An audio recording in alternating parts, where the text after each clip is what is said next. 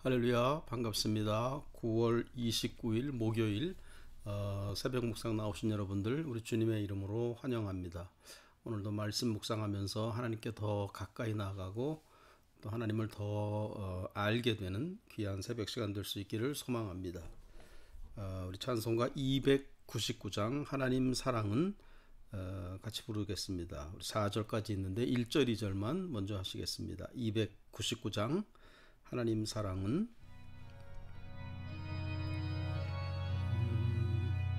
하나님 사랑은 온전한 참사랑 내 맘에 부어주시사 충만케 하소서. 내 주님 참사랑 햇빛과 같으니 그 사랑 내게 비추사 뜨겁게 하소서. 기도하겠습니다. 전능하신 하나님 감사합니다. 오늘도 주님의 그 뜨거운 사랑, 주님의 그 진실하신 참된 그 사랑에 오늘도 감복하는 귀한 새벽 되게 하여 주시옵시고, 하나님의 사랑 가운데로 더 가까이 나아가고 그 은혜를 체험하는 귀한 시간으로 역사하여 주시옵소서. 말씀의 진리를 깨달아 알게 하시고 사도 바울을 통하여서, 사도 바울의 그 놀라운 삶의 여정을 통하여서 오늘 우리를 돌아볼 수 있게 하여 주시고 새 힘을 얻게 되는 귀한 새벽으로 인도하여 주시옵소서. 예수 그리스도의 이름으로 기도하옵나이다. 아멘. 하나님 말씀은 고린도 후서 12장 1절에서 10절까지입니다. 우리 기쁨의 언덕으로 9월 29일 목요일 본문이죠. 고린도 후서 12장 1절부터 10절까지 1절입니다. 무익하나마 내가 부득불 자랑하노니 주의 환상과 계시를 말하노라. 부득불 자랑한다는 거예요. 무익하나마, 그러니까 자랑하는 것이 별로 유익할 것이 없다는 겁니다. 사람들 앞에 자기를 드러내고 말하고 그것이 잘못하면 자랑으로 과장된 말로 되어가는 것, 자랑하는 것이 결코 유익이 되지 못한다. 그런데 사도가 부득불 자랑한다. 왜 그러느냐? 고린도 교인들을 염려하고 또 고린도 교인들을 사랑하고 또 고린도 교인들을 붙잡아 주려는 그런 애틋한 그런 마음에서 부득불, 내가 하고 싶지 않지만 나를 자랑하고자 한다. 그렇게 사도가 말씀하고 있습니다. 주의 환상과 계시를 말하리라. 그러니까 자랑의 거리, 자랑거리가 하나님이 보여주신 환상 또 계시, 그런 거에 속한다는 거예요. 계속 말씀드렸지만 고린도 교회 안에는 사도를 대적하는 그런 사람들이 있었다고 그랬잖아요. 회방하고 반대하는 그런 적대자들이 늘 있었어요. 그 적대자들이 사도에 대해서 반대하는 이유, 사도를 대적하는 그런 이유 중에 하나가 어떤 영적인 능력 있죠. 영적인 능력에 있어서 자기들만 못하다라는 식으로 한다는 거예요. 요즘도 많이 그러잖아요. 요즘도 교회 안에서 그런 불상사들이 일어나는 경우들이 많은데, 적대자들이 자기들은 어떤 환상도 보고 뭐 계시도 보고 어떤 신비한 기적이나 능력 같은 거, 뭐 어떤 체험, 그런 것이 있고, 그런데 사도 바울은 도무지 그런 게 없는 것 같다. 뭐 그런 식으로 하면서 사람들을 자기 편으로 만들고 그렇게 사도를 대적하는 그런 사람들이 있었던 것 같아요. 그래서 지금 사도가 주님이 보여주는 환상과 계시를 나도 부득불 말할 수밖에 없다. 그렇게 말하고 있어요. 자, 2절, 내가 그리스도 안에 있는 한 사람을 아노니. 이 한 사람은 사도 바울 자신이죠. 그런데 자기 자랑하는 것이 될까봐, 너무 자기를 내세우는 것이 될까봐 3인칭으로 어떤 사람이라고 이렇게 말하고 있어요. 아노니 그는 14년 전에 셋째 하늘에 이끌려 간 자라. 셋째 하늘까지 이렇게 주님의 능력 가운데, 주님의 사랑 가운데 어떤 그런 신비로운 그런 영적인 세계, 셋째 하늘에 이끌려 올라갔다라는 거예요. 그래서 셋째 하늘이다. 뭐 우리 한국 사람들은 구천을 떠돈다 그런 말 하잖아요. 구천.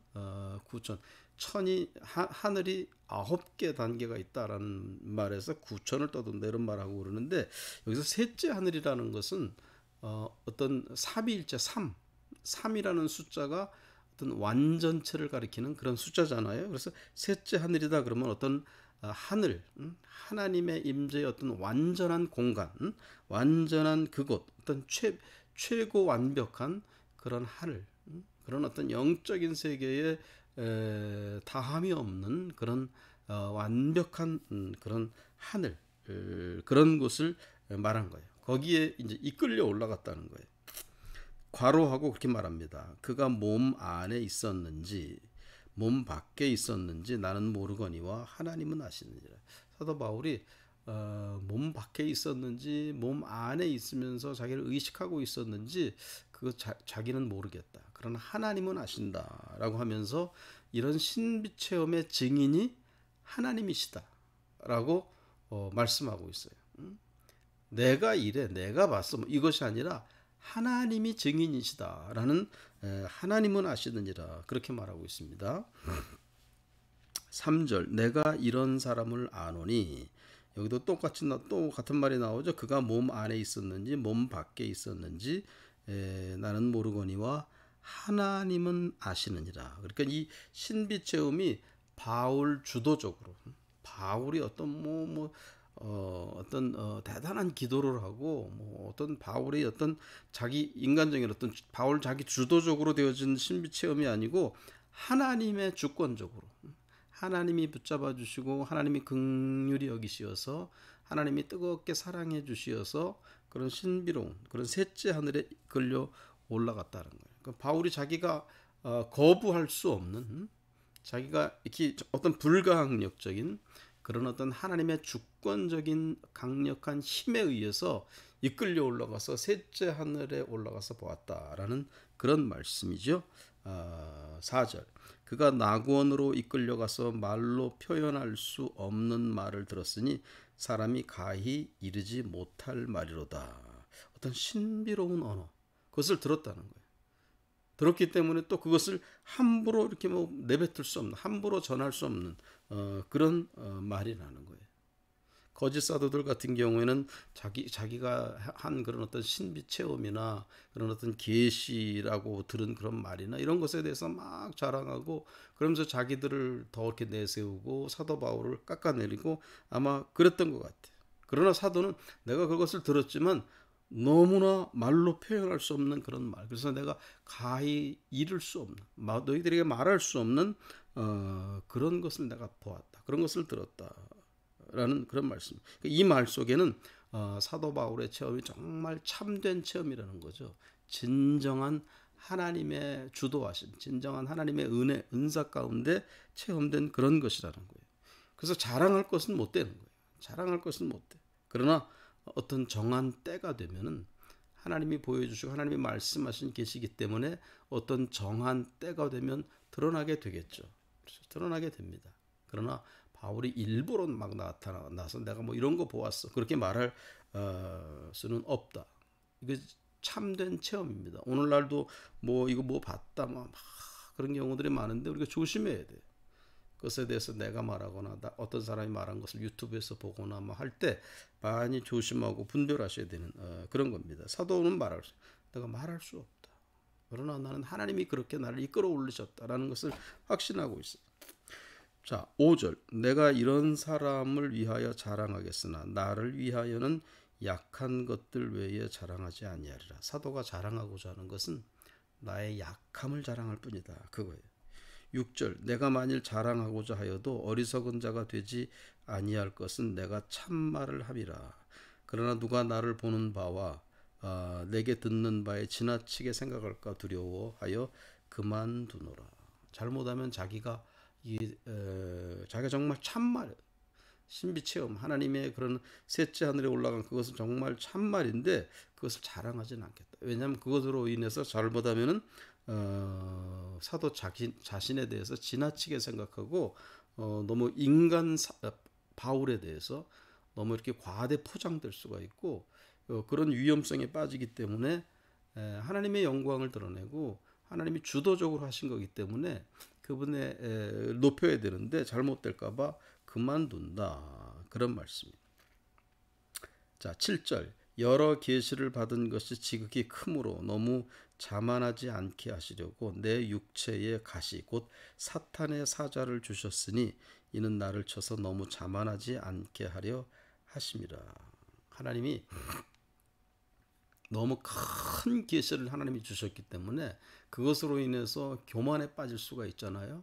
그래서 그렇게 되지 않게 하시려고 하나님이 사탄의 사자, 그 육체의 어떤 질병을 주셨다라는 말씀이에요. 어떤 질병인지는 뭐 성경학자들에 따라서 많은 추측이 뭐 여러 가지가 있습니다. 어떤 심한 편두통을 앓았다, 또는 어떤 뭐 간질 증세 알죠? 갑자기 이렇게 발작하는 그런 것, 또는 뭐 안구 질환이 있었다. 안구 질환. 그래서 눈에서 눈물이 막 흘러내려오는 그런 안구 질환이 있었다. 또 어떤 분은 뭐 무릎 관절을 앓았을 것이다. 뭐 그렇게 말을 하는 사람도 있고 막.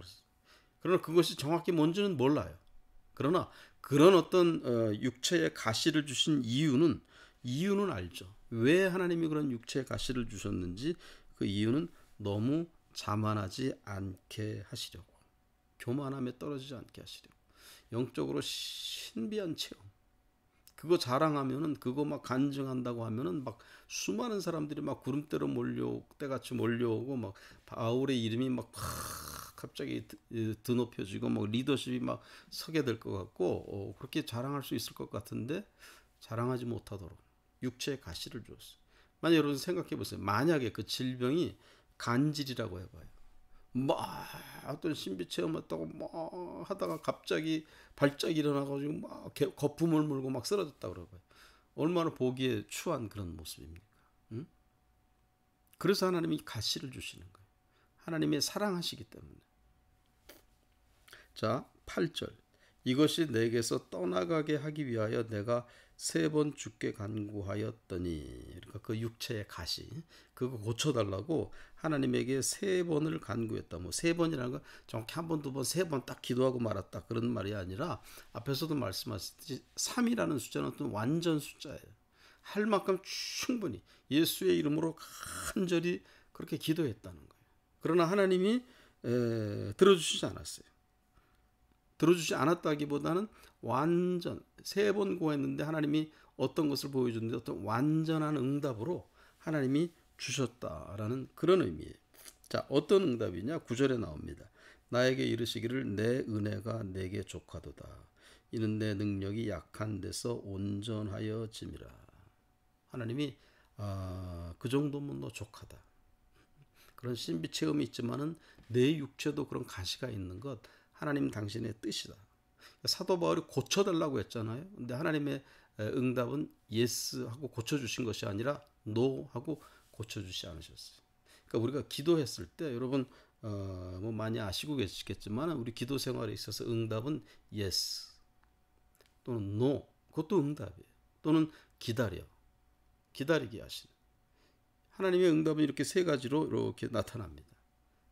하나님이 노 하셨을 때, 응답해 주시지 않으셨을 때, 거기에도 우리가 감사하고 하나님이 어쨌든 나에게 리스폰스 하신 것이다, 감사한 마음으로 더 하나님께 가까이 나아갈 수 있게 되기를 바랍니다. 그렇게 하신 이유는, 그렇게 노라고 응답하신 이유는 그렇게 해야지만이 온전하게 된다 그거예요. 하나님이 우리에게 원하시는 것은 온전하게 되기 원합니다. 노라고 하셔야 될 것인데 예스라고, 하나님이 노라고 하셨는데 예스를 자꾸 막 꼭 하다 보면은 온전해지지가 않고 꼭 시험에 들고 떨어지게 돼요. 중단하게 됩니다. 하나님이 하나님이 우리를 온전케 하시게, 하나님이 우리를 성숙하게 하셔서 열매가 맺게 하기 위해 원하셔서 때로는 노라고 하실 때도 있는 거예요. 자, 그 다음, 그러므로 도리어 크게 기뻐함으로, 하나님이 그렇게 노라고 하셨는데 우리도 기뻐하시게 됩니다. 그렇게 함으로써 온전케 하시려는 하나님의 뜻. 그래서 크게 기뻐함으로 나의 여러 약한 것들에 대하여 자랑하리니 이는 그리스도의 능력이 내게 머물게 하려 함이라. 내가 약함으로 인해서 그리스도의 능력이 나타난다. 그러니까는 포커스는 그리스도의 능력이에요. 나의 능력, 나의 어떤 실력이 아니라 포커스는 그리스도의 능력, 하나님의 영광, 그것이 포커스입니다. 10절 그러므로 내가 그리스도를 위하여 약한 것들과 능력과 궁핍과 박해와 곤고를 기뻐하노니 이는 내가 약한 그때에 강함이라. 약한 것들의 종류들, 약한 것, 능력, 궁핍, 박해, 곤고, 이것을 오히려 사도는 기뻐한다 그거예요.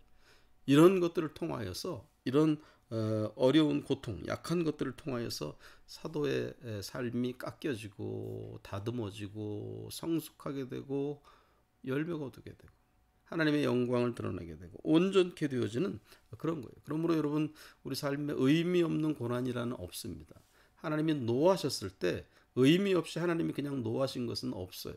그런 노를 통하여서 우리를 더 깎고 다듬으시고 온전케 하시는 그런 하나님. 그러므로 때때로 우리 삶에 어떤 궁핍이나 곤고나 또는 어떻게 말로 설명할 수 없는 그런 어려운 처지에 처하는 것, 인간관계에서 정말 어떤 참기 어려운 그런 어떤 어려운 일을 당할 때 그 모든 것을 통하여서 하나님이 우리를 온전하게 하신다는, 하나님이 우리를 당신의 사람들로 온전하게 만들기 원하신다는 그런 사실을 기억하시기 바랍니다. 예수님이 십자가 지시고 부활하셨잖아요. 십자가 고난을 통해서 부활하셨잖아요. 똑같아요.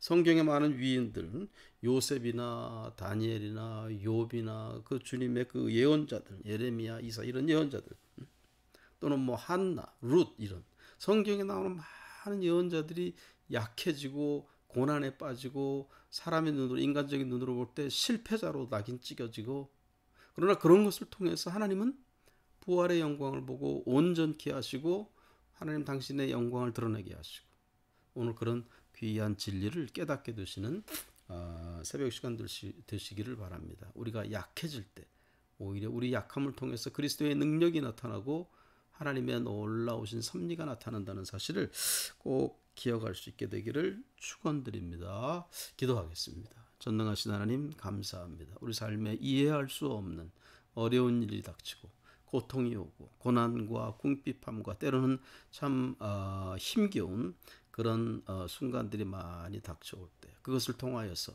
하나님 우리의 약함을 통해서 그리스도의 능력이 나타나고 우리에게 그런 고난과 어려움을 통해서 우리가 더욱 다듬어지고 깎아지고 온전케 되어진다는 그런 귀한 사실을 깨닫고 오히려 감사하고 기뻐할 수 있는 우리들이 되게 하여 주시옵소서. 감사드리며 예수 그리스도의 이름으로 기도하옵나이다. 아멘. 자, 앞에서 불렀던 찬송 하나님 사랑은 3절 4절 하시고 주기도문으로 우리 예배 마치겠습니다. 그 사랑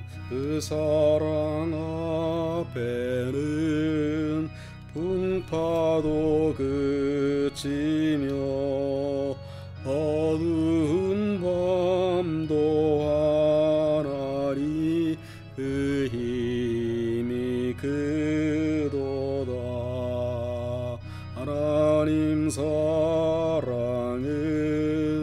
온전한 참사랑 내 맘과 영에 채우사 새 힘을 주소서.